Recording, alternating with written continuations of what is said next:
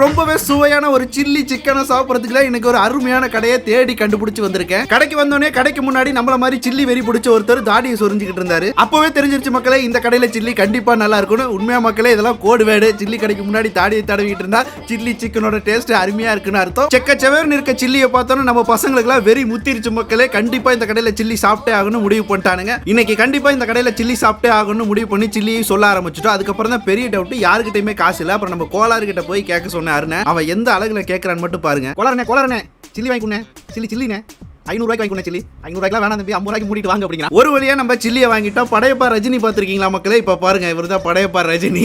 அடுத்த குட்டி ரஜினியை பாருங்க. என் நண்பன் மாடு மாதிரி மூட்டை தூக்கி சம்பாரிச்ச காசுல வாங்கின சில்லி மக்களே, அதை தூக்கி எப்படி வேஸ்ட் பண்றாங்க பாருங்க. போடுற அஜித் 2 அடியா பொண்ணு அப்புறம் பொழந்துட்டானுங்க. ஒரு வழியா சில்லியை வாங்கி சாப்பிடவும் ஆரம்பிச்சிடும். செம்ம டேஸ்ட் மக்களே, உண்மையாவே தரமான சில்லி மக்களே. செம்ம டேஸ்ட், சூப்பரா இருந்துச்சு.